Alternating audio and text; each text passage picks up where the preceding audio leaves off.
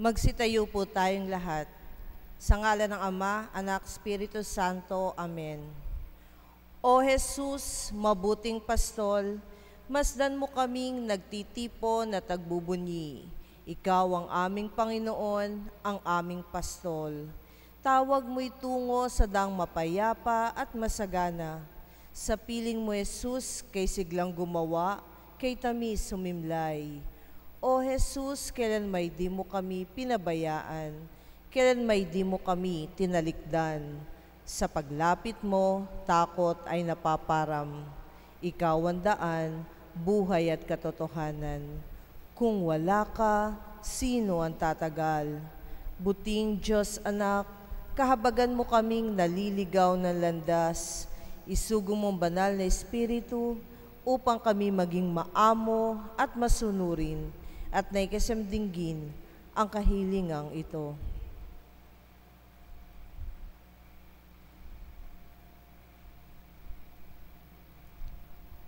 O mabuting pastol, ikaw ang tanging pag-asa, kami iyong pag-isahin, bayan ay pasiglahin, akayin mo kami sa iyong kaharian, at doon ikaw ay aming sisilayan at sasambahin, magpakailanman. Amen.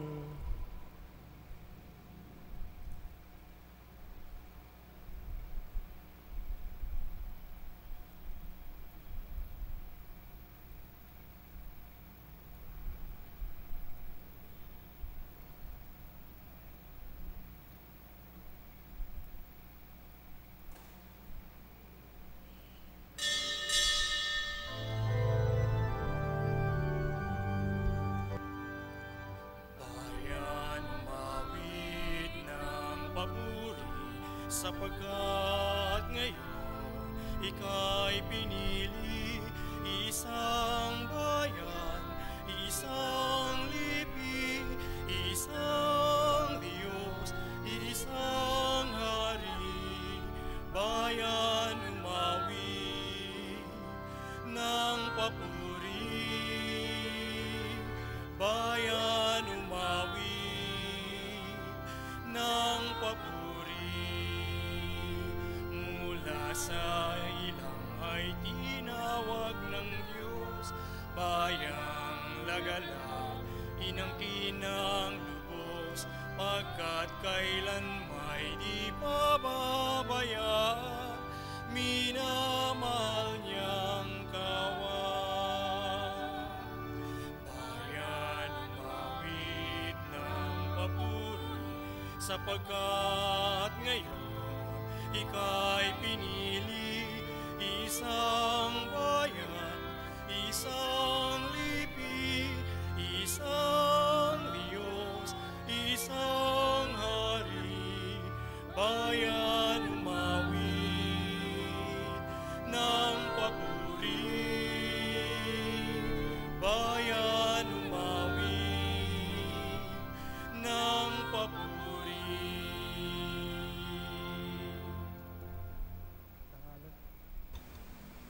Sa ngalan ng Ama at ng Anak at ng Espiritu Santo. Amen.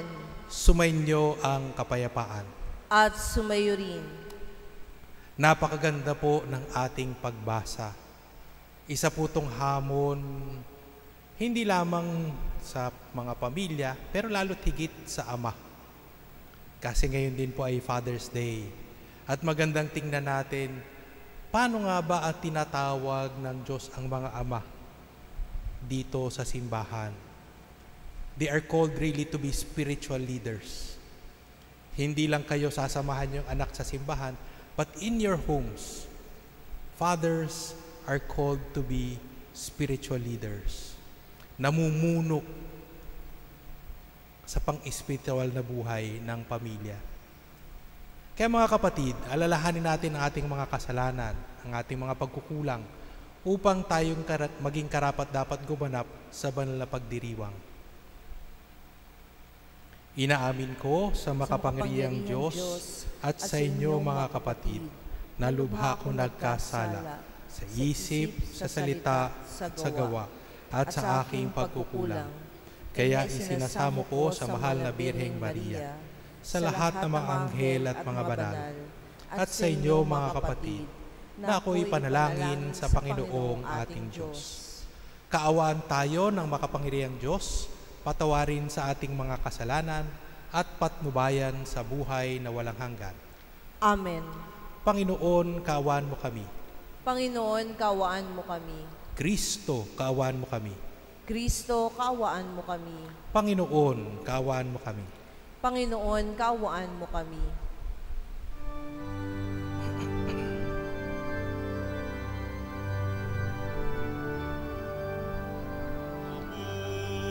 Sa Diyos, papuri sa Diyos, papuri sa Diyos sa kaitaasan, at sa lupa'y kapayapaan, at sa lupa'y kapayapaan, sa mga taong kinalulugdan niya. Pinupuri ka namin, dinarangal ka namin, sinasamba ka namin, ipinagpupuri ka namin, pinasasalamatan ka namin,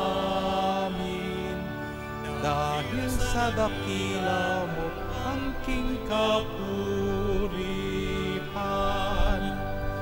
Panginoong Diyos, Hari ng langit, Diyos amang makapangyarihan sa lahat.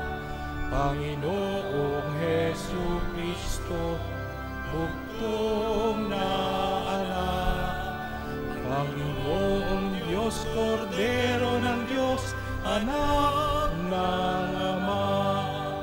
Papuri sa Diyos, papuri sa Diyos, papuri sa Diyos sa kaitaasan.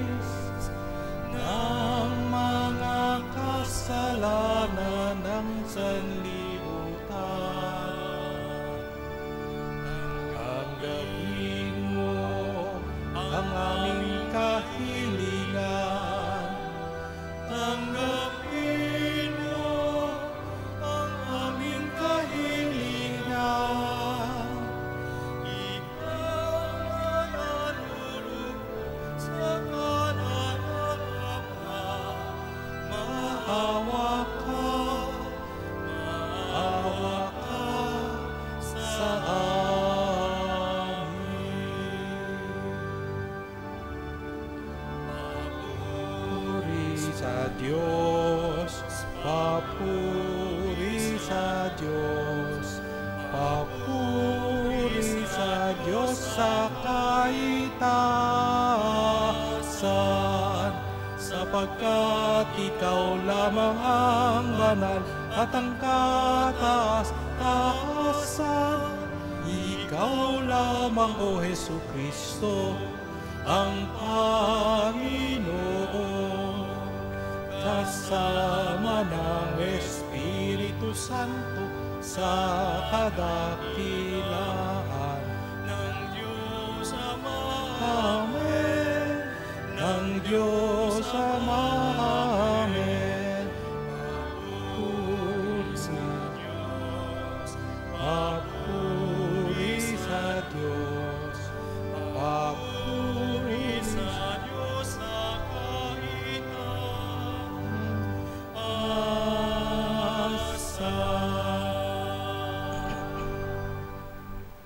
Manalangin tayo.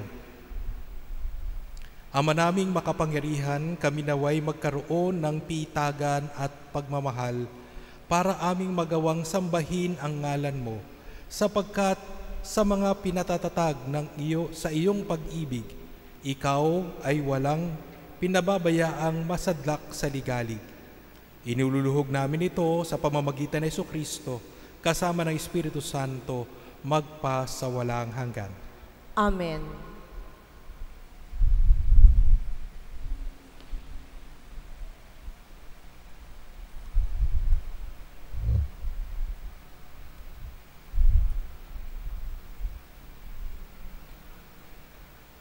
Pagbasa mula sa aklat ni Propeta Jeremias. Sinabi ni Jeremias, naririnig kong nagbubulungan ang karamihan, tinagurian nila akong kilabot saan man. Sinasabi nila, isuplong natin. Pati matalik kong kaibigay naghahangad ng aking kapahamakan. Wika pa nila, marahil ay malilin lang natin siya, pagkatapos dakpin natin at paghigantihan. Subalit ika'y nasa panig ko poon, malakas ka't makapangyarihan, madara pa ang lahat ng umuusig sa akin. Hindi sila magtatagumpay kailanman.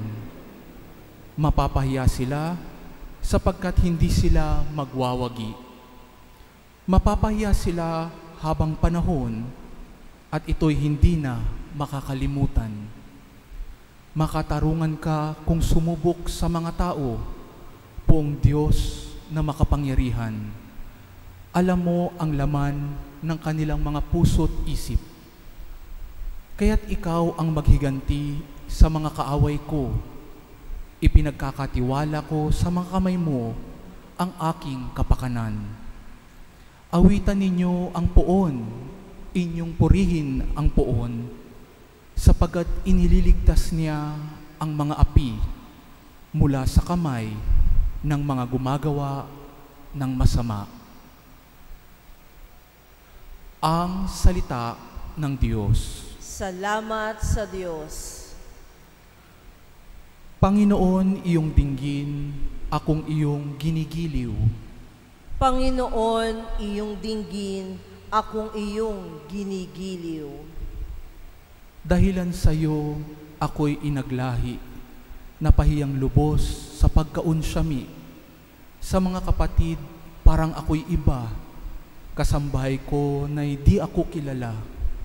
Ang pagmamahal ko sa banal mong templo, matinding-matindi sa kalooban ko, sa akin bumagsak paghamak sa iyo.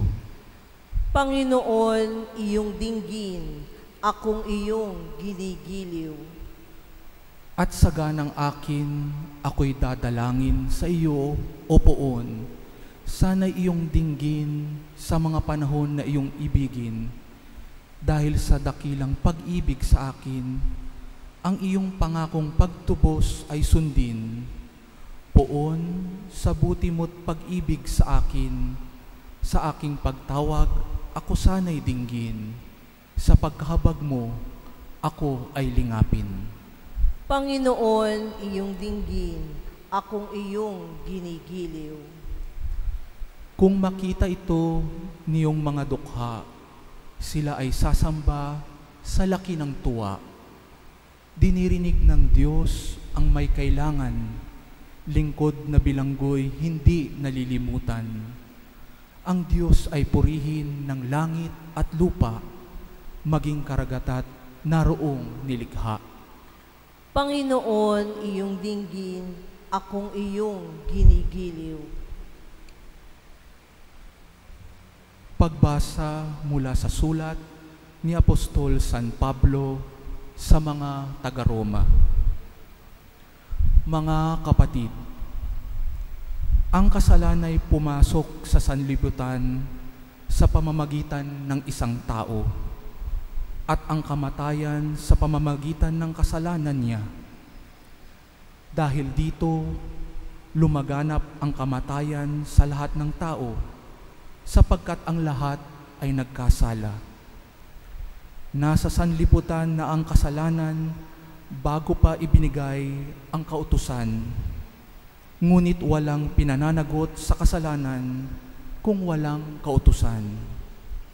Gayunman, naghari ang kamatayan mula kay Adan hanggang kay Moises, kahit sa mga tao na ang pagkakasalay di tulad ng pagsuway ni Adan. Si Adan ay anino ng isang darating, ngunit magkaiba ang dalawang ito, sapagkat ang kagandahang loob ng Diyos ay higit na di hamak kaysa pagsuway ni Adan. Totoo ngang nagdala ng kamatayan sa marami ang pagsuway ni Adan, ngunit malaki ang kahigitan ng kagandahang loob ng Diyos at ng kaloob na dumating sa napakarami sa pamamagitan ng isang tao, si Jesucristo. Ang salita ng Diyos. Salamat sa Diyos.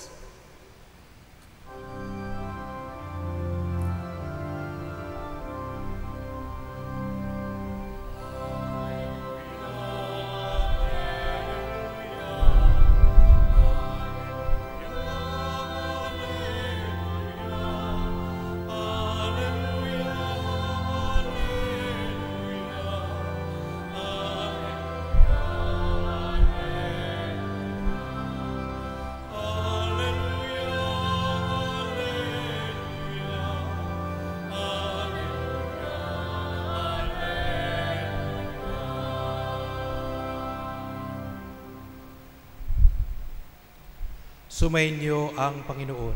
At sumayo rin. Ang mabuting balita ng Panginoon ayon kay San Mateo.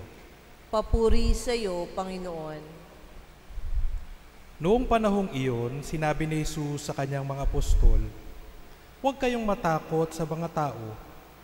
Walang natatago na hindi malalantad o nalilihim na hindi mabubunyag.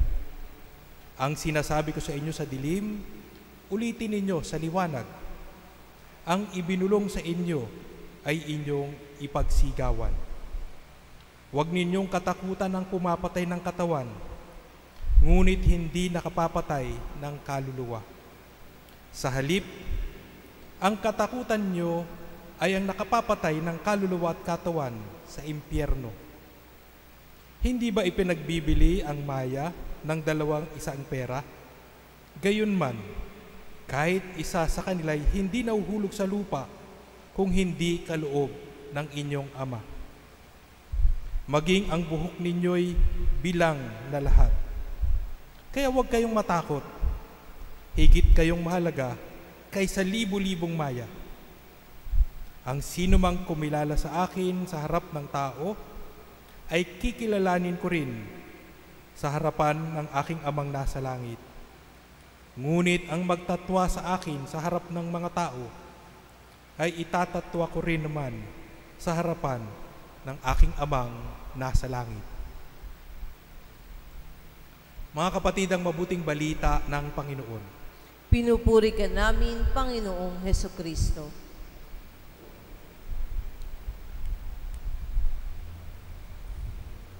Magandang tanghali po sa inyong lahat. Sino po ba dito mga fathers? Sino ba mga tatay dito? Pakitaas po ng kamay. Okay, mamaya po ha. Itatawagin po namin kayo sa harap at ipagdadasal natin kayo. At kayo mga nasa likod na naiwan, ay magdadasal din po para sa kanila. Itutuon nyo po yung kamay nyo sa kanila. Sabi po natin kanina, napakaganda ng pagbasa natin kasi para bagang Ama ang ating Diyos ngayon. Amang Ama. Sa paanong paraan? Kung titingnan natin yung ating unang pagbasa mula sa aklat ni Propeta Isaias, ang sinabi ni Jeremias pala. Ang sabi ni Jeremias, makapangyarihan ka, malakas ka, makatwiran ka, at ipapahiya mo ang lahat ng kumalaban sa akin. Magkakandara pa sila. Parang ito ay sigaw ng isang propeta na nakaranas ng kapangyarihan ng Diyos. Pero itong hudyat din na ito, itong sigaw na ito, ay narinig din natin sa ibang bahagi ng Biblia. Ito din yung sinabi ni Jesus nung siya ay nakabayubay sa krus. Pagkatapos siyang duraduraan ng mga tao, pagkatapos siyang insultuhin ng mga tao, pagkatapos siyang saktan at parusahan ng mga tao, pagkatapos ipabuhat sa kanya ang krus, pagkatapos niyang buhat ipako sa krus, at habang siya'y nakabayubay sa krus, at parang bilang na ang kanyang hininga, ang sabi niya, ipinagkakatiwala ko sa iyo ang aking kaluluwa. Parang pwede nating sabihin, kay Jeremias, napakadali niyang sabihin na ipinagkakatiwala ko sa iyo, sa iyong mga kamay ang aking kapakanan. Dahil malakas ang Diyos sa kanya. Pero kay Jesus, para bagang nawawala ang Diyos. Para bagang walang presensya ang Diyos sa kanya. Kaya parang tanong doon, tayo ba? Kaya din ba nating sabihin, ipinagkakatiwala ko sa iyo, sa iyong mga kamay, ang aking kapakanan? Yung to say it and mean it, di ba? Madaling sabihin din eh. Pero for us to mean it, parang iba. Nasabihin sa Diyos, sige na nga, Lord, ikaw na ang bahala. At totoo, mahirap. Mahirap. Kasi ipapaubaya mo sa Diyos. Buo ang pagtitiwala mo. Kaya kay Jesus, pwedeng sabihin natin, sinabi niya yon hindi dahil nagpalabas ang kapangyarihan ng Diyos Ama. Sinabi niya yon dahil alam niya na mahal siya ng Diyos Ama. Ngayon ang tanong sa atin, alam ba natin, batid ba natin na ganun tayo kay mahal ng Diyos? Na hindi niya tayo pababayaan? Na kung meron man tayong pagdadaanan, alam natin na para yon sa ikabubuti natin. Huwag na tayong lumayo ng halimbawa, itong COVID na ito. Naniniwala ba kayo na pinayagan ito ng Diyos? Naniniwala ba kayo? Parang si nanay lang ang sumagot. Kayo po, naniniwala ba kayo na ito'y pinayagan ng Diyos? Dalawa na kayo. At handa ba kayong sabihin, ipinauubaya ko sa iyong mga kamay ang aking kaluluwa? Oo pa rin ba? Kasi yan yung, kung titingnan natin sa ating ebanghelyo, yan naman yung sinasabi ni Jesus na mag-ingat kayo, hindi doon sa nakakapatay ng katawan, pero doon sa nakakapatay ng kaluluwa. Ano ang nakakapatay ng kaluluwa? Pagdududa.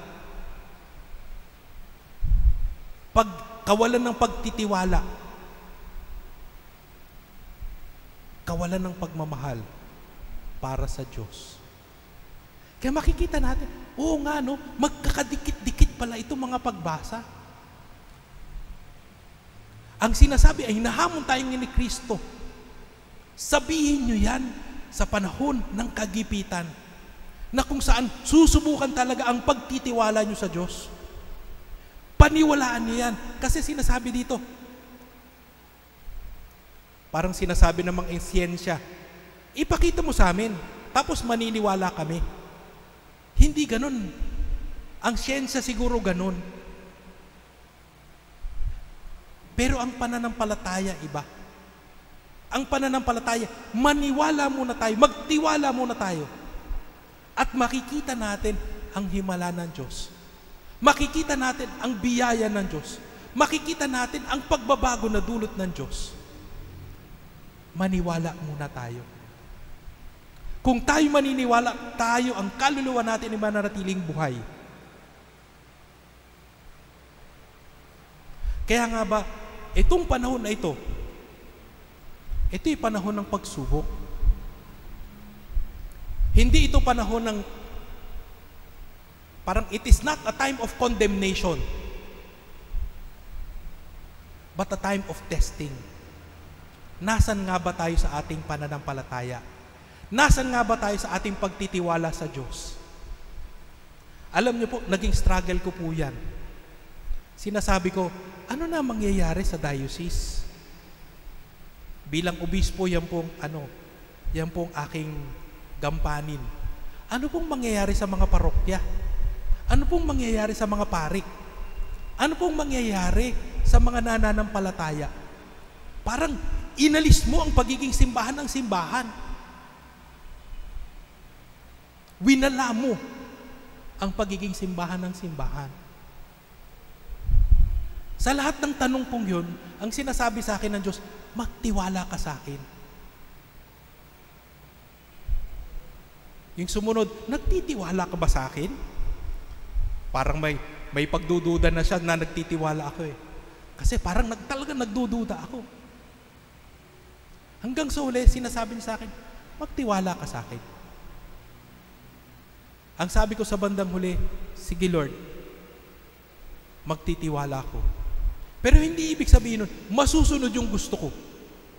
Ang ibig sabihin nun, pag sinabi mong pinagkakatiwala ko ang buhay ko sa iyong mga kamay, ibig sabihin ang masusunod ang Diyos. Masusunod ang plano niya. Masusunod ang mabuti para sa akin. Kaya nga ba malaking hamon itong mga pagbasa natin ngayon. At pinagdidiinan niya ito.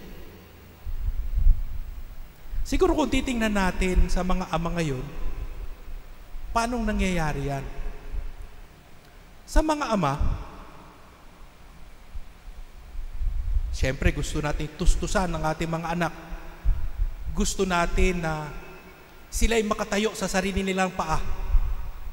Ayaw natin bilang magulang, ayaw natin habang buhay aasa sila sa atin.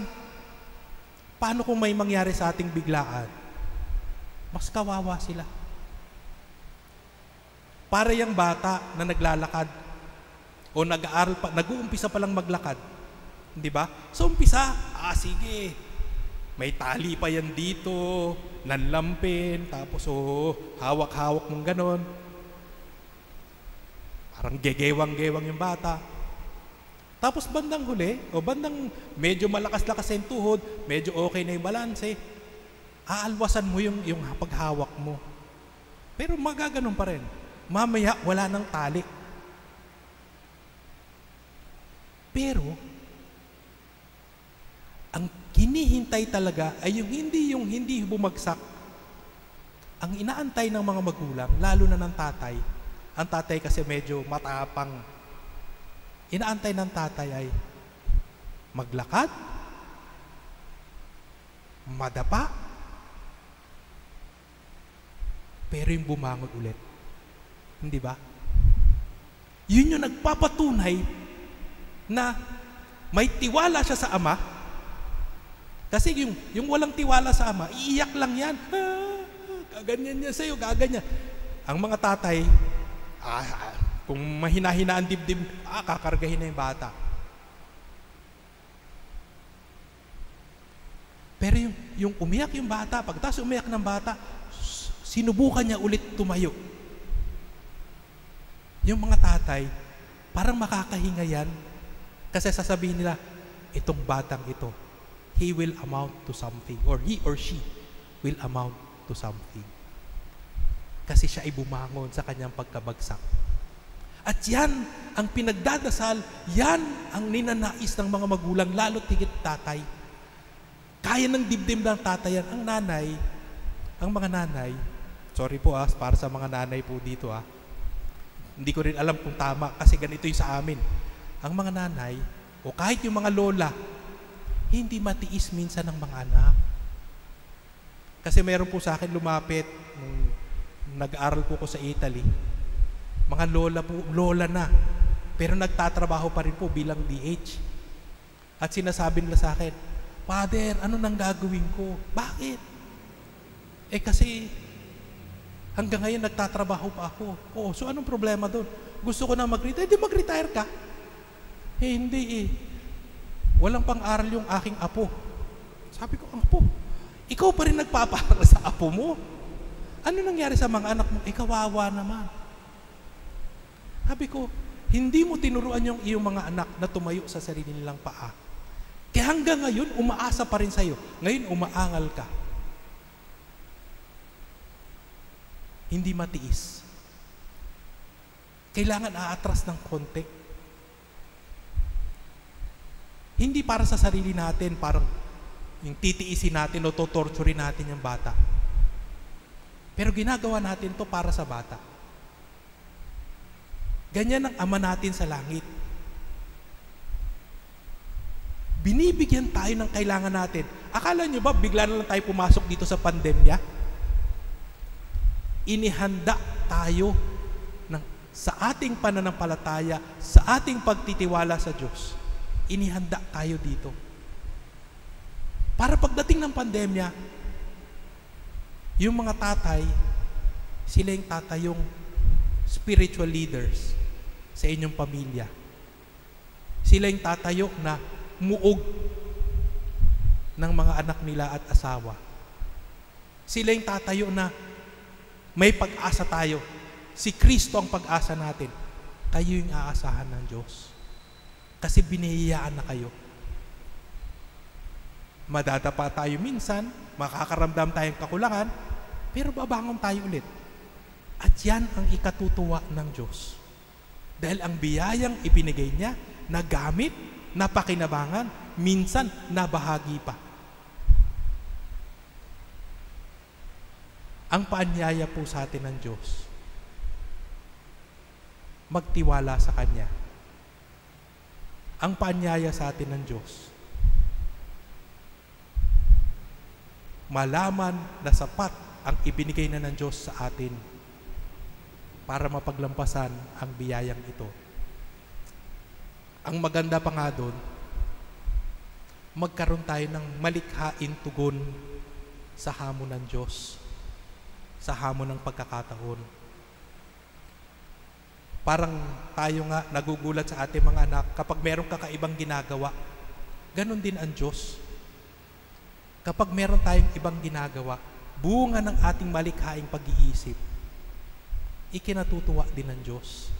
Sasabihin ng Diyos, ginagamit niya ang kanyang isip, ginagamit niya ang kanyang puso para makatugon sa hamon ng buhay. Ganon din sa atin ng Diyos ngayon. Nakabantay, naghihintay. Ano ang gagawin ng aking mga anak? Sila ba ay tutunganga lamang? O sila ay tutugon sa hamon ng pagkakataon? Nawa, huwag tayong mawalan ng pag-asa, magkaroon tayo ng lakas ng loob para tumugon sa hamon ng panahon.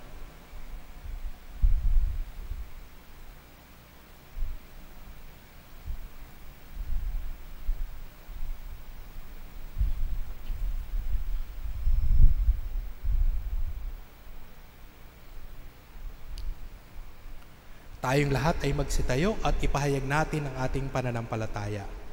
Sumasampalataya ako sa Diyos amang makapangyarihan sa lahat, na may gawa ng langit at lupa.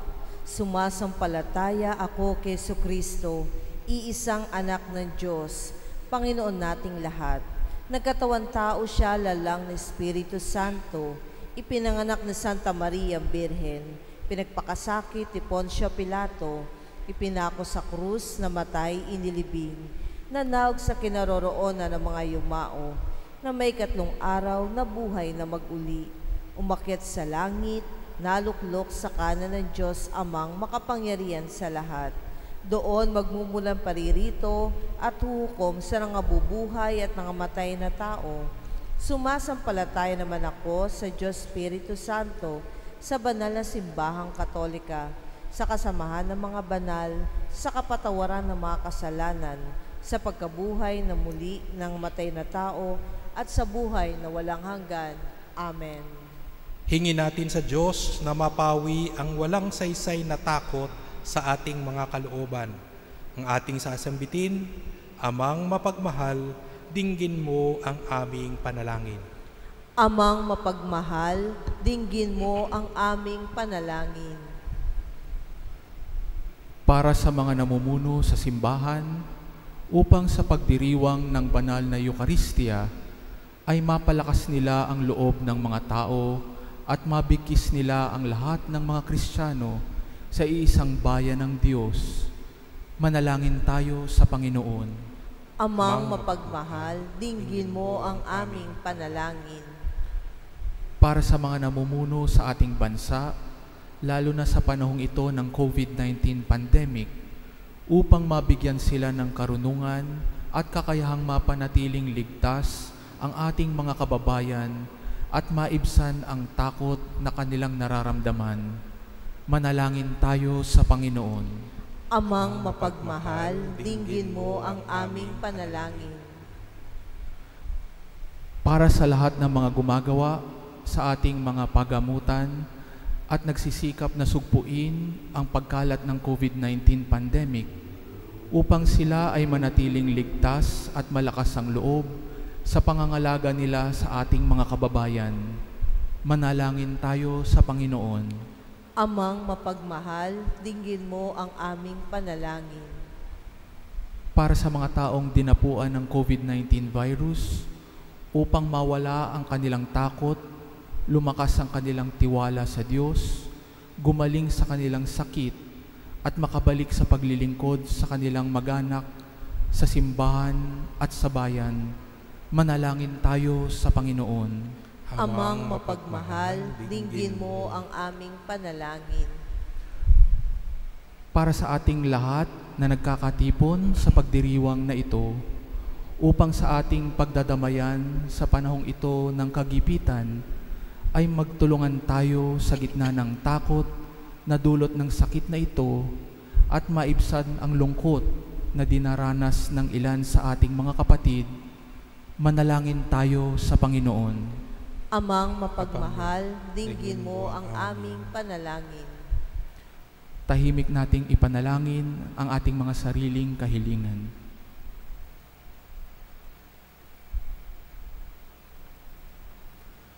Manalangin tayo sa Panginoon. Amang mapagmahal, dinggin mo ang aming panalangin. Ama naming puno ng pag-ibig, isugo mo sa amin ang iyong banal na Espiritu upang maipunyal niya ng malalim sa aming mga puso ang dalisay na takot sa iyo at nang walang kaming hanapin sa buhay kundi tupdin ang loob mo. Mapalakas nawa ang aming mga kalooban sa pagpapakasakit at kalwalatian ng iyong anak na si Jesucristong aming Panginoon. Amen. Ang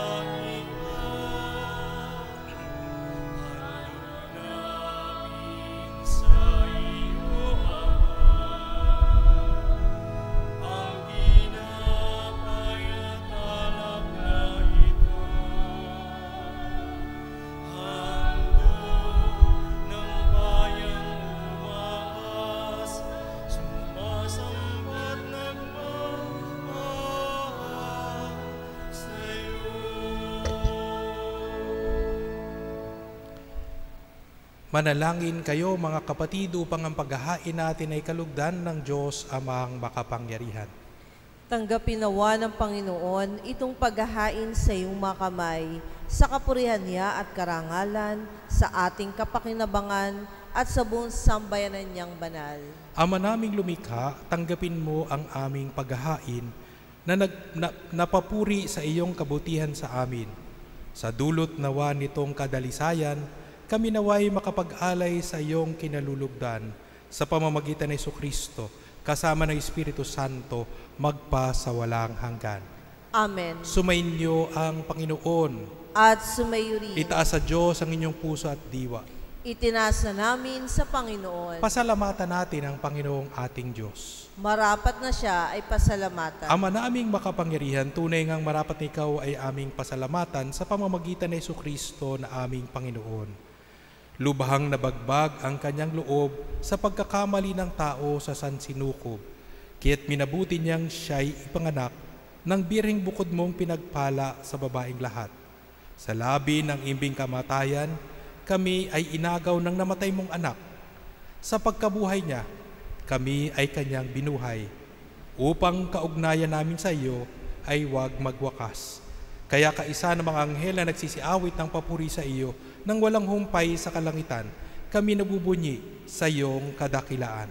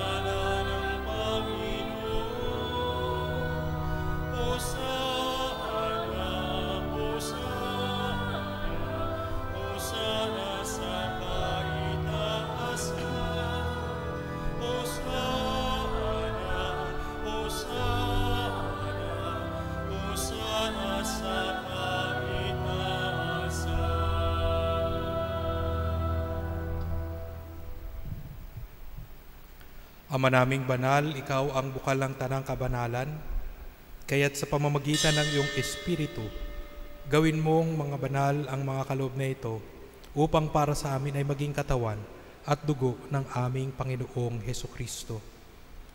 Bago niya pinagtiis ang kusang loob na maging handog, hinawakan niya ang tinapay, pinasalamatan kanya, pinaghati-hati niya yon, iniabot sa kanyang mga lagad at sinabi, "Tanggapin ninyong lahat ito at kanin.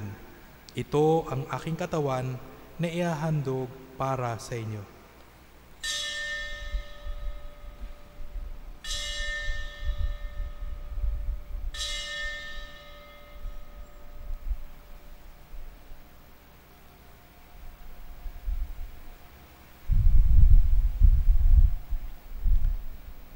Gayon din naman nung matapos ang hapunan, hinawakan niya ang kalis.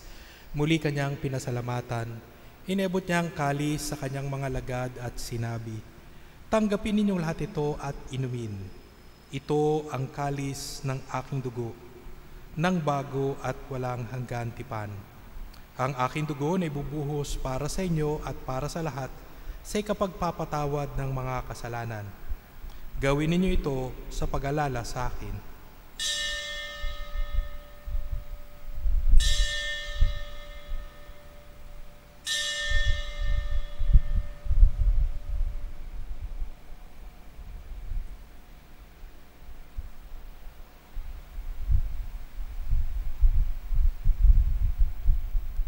Ipagbunyi natin ang misteryo ng pananampalataya. Sa krus mo at pagkabuhay, kami nagkrus mong tunay.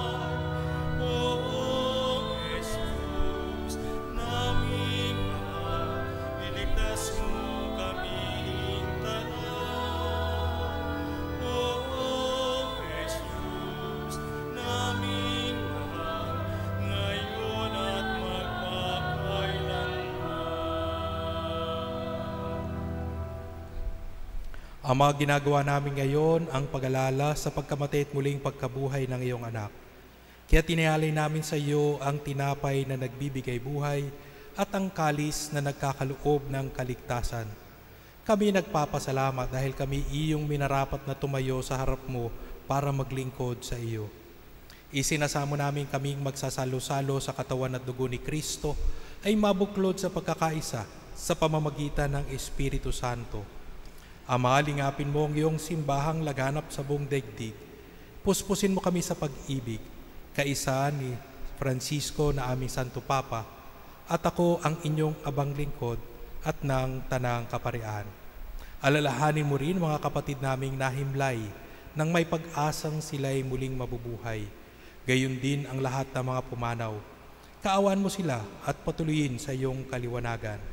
Kaawaan mo at pagindapatin kaming lahat na makasalo sa iyong buhay na walang wakas. Kaisa ng mahal na Birheng Maria na ina ng Diyos, kaisa ni San Jose na kanyang esposo, kaisa ng mga apostol at ng lahat ng mga banal na namuhay dito sa daigdig ng kalugod-lugod sa iyo. Maipagdiwang nawa namin ang pagpupuri sa ikararangal mo sa pamamagitan ng iyong anak na aming Panginoong Hesukristo. Sa pamamagitan ni Kristo, kasama niya at sa Kanya, ang lahat ng parangal at papuri ay sa iyo, Diyos Amang makapangyarihan, kasama ng Espiritu Santo, magpasawalang hanggan.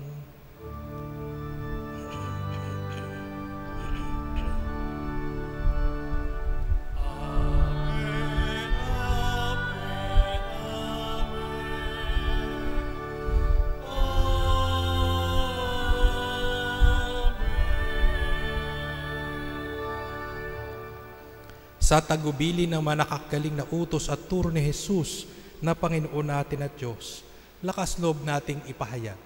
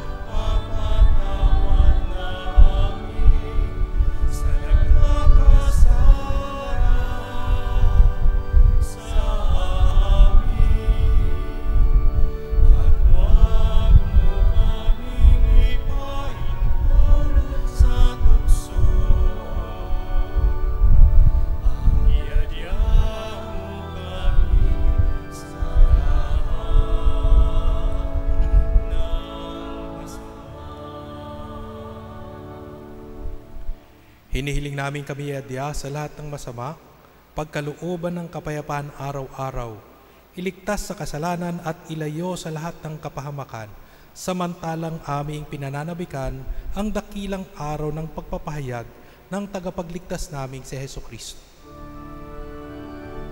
Sapagkat sa iyong kaharian,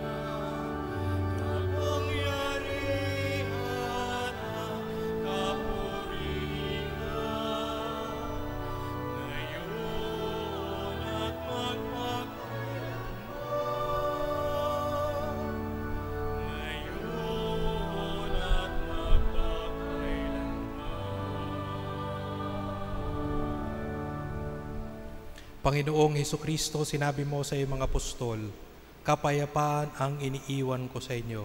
Ang aking kapayapaan ang ibinibigay ko sa inyo. Tunghayan mo ang aming pananampalataya at huwag ang aming pagkakasala. Pagkalooban mo kami ng kapayapaan at pagkakaisa, ayon sa iyong kalooban kasama ng Espiritu Santo, magpas sa walang hanggan. Amen. Ang kapayapaan ng Panginoon ay laging sumainyo. At sumayo rin. Magbigayan tayo ng kapayapaan sa isa't isa.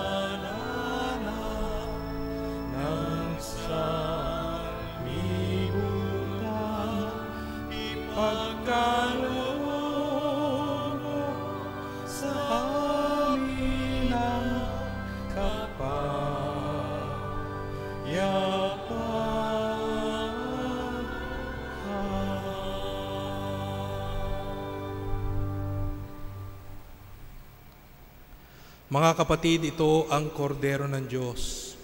Ito si Jesus na nag-aalis ng mga kasalanan ng sanlibutan. Mapalad tayong inaanyayahan sa kanyang piging. Panginoon, hindi ako karapat-dapat na magpatuloy sa iyo, ngunit sa isang salita mo lamang ay gagaling na ako.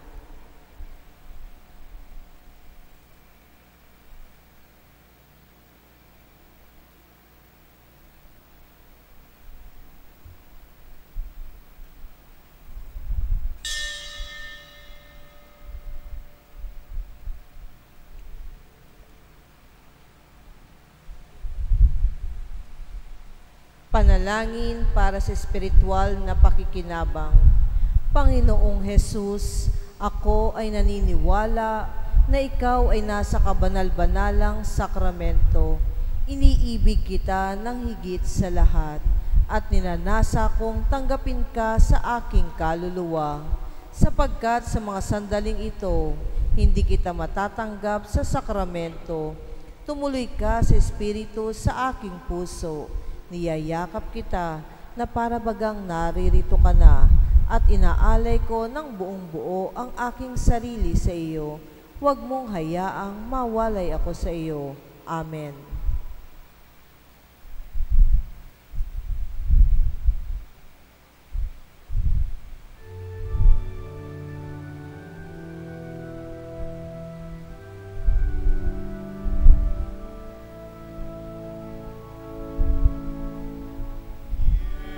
Yesu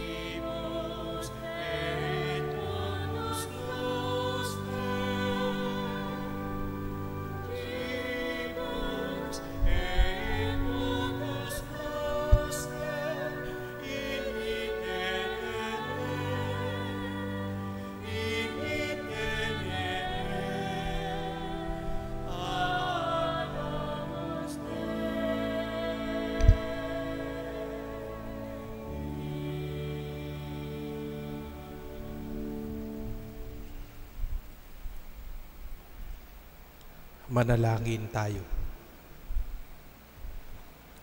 Ama naming mapagmahal, kaming nakinabang sa katawan at dugo ng iyong anak ay sumasamo sa iyong habag upang ang aming taimtim na ginanap ay maging pagtanggap namin sa tiyak mong pagliligtas.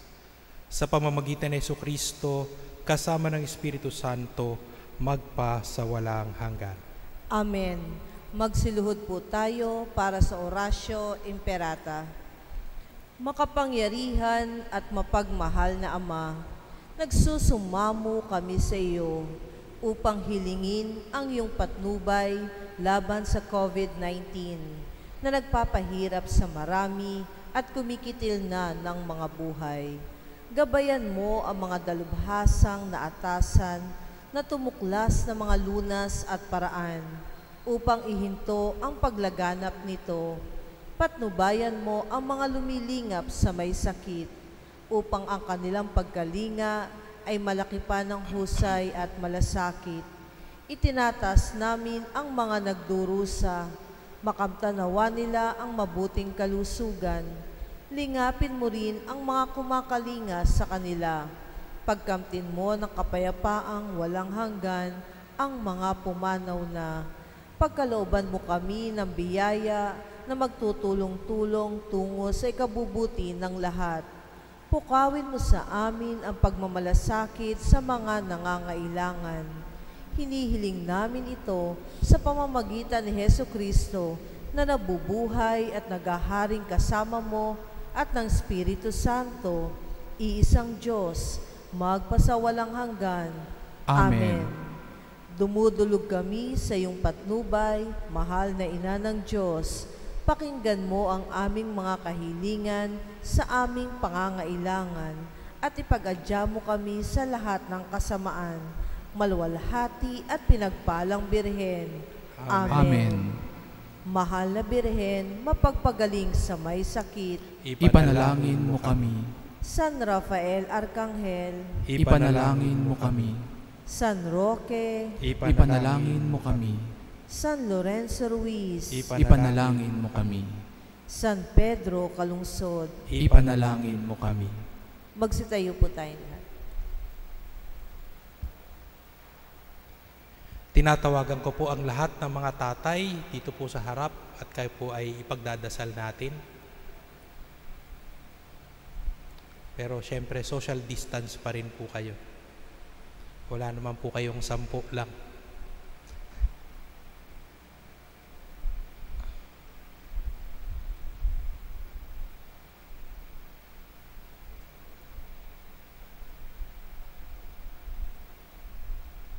Okay. Yung mga nasa likod po, itutuon po natin yung kamay natin sa kanila. Bahagi po kayo na magdarasal sa kanila. So ituon po natin yung ating kamay sa kanila. Ama naming makapangyarihan, may likha ng langit at lupa. Nung iyong ipinagkaloob sa amin ang iyong bugtong na anak na si Jesucristo upang maging aming manunubos, niloob mong ipagkatiwala siya sa ilalim ng pangangalaga ni San Jose bilang kanyang ama dito sa lupa. Hinihiling namin iyong pong basbasan ang lahat ng mga ama at lolong natitipon sa pagdiriwang ng banal na Eucharistia. Pagkalooban mo po sila ng lakas buhat sa iyong banal na Espiritu upang kanilang mahalin ng may katapatan at pagmamahal ang kanilang mga asawa, upang kanilang maitaguyod ang kanilang ng may pagtsatsaga ang kanilang mga pamilya, at upang sila ay maging huwaran ng mabuting pamumuhay bilang mga Kristiyano. Aming ding inaalala ang lahat ng mga amang naghahanap buhay sa labas ng bansa upang kanilang matustusan ang mga pang-araw-araw na pangangailangan ng kanilang pamilya. Manatili nawa silang tapat sa iyong mga kautusan. Manatili nawa silang tapat sa kanilang mga sinumpaang pananagutan sa sakramento ng kasal. At iadya niyo po sila sa ano pang uri ng sakuna at karamdaman sa pangangatawan. Ito'y aming iniling sa pamamagitan ni Jesucristo kasama ng Espiritu Santo, magpa sa walang hanggan. Amen. Palakpakan po natin ang lahat ng mga ama. Maraming salamat po. Balik na po kayo sa dati niyong upuan. Malaking hamon po, malaking biyaya po na meron tayong Ama bilang Diyos. Pero malaki ding hamon ang biyayang ito. Gampanan po natin ang hamon at Diyos na po ang pupuno sa ating pagkukulang. Sumainyo ang Panginoon. At sumayo rin. Pagpalain kayo ng makapangyarihang Diyos, Ama, Anak, at ng Espiritu Santo. Amen. Humayo kayong taglay ang pag-ibig at kapayapaan ni Kristo. Salamat sa Diyos.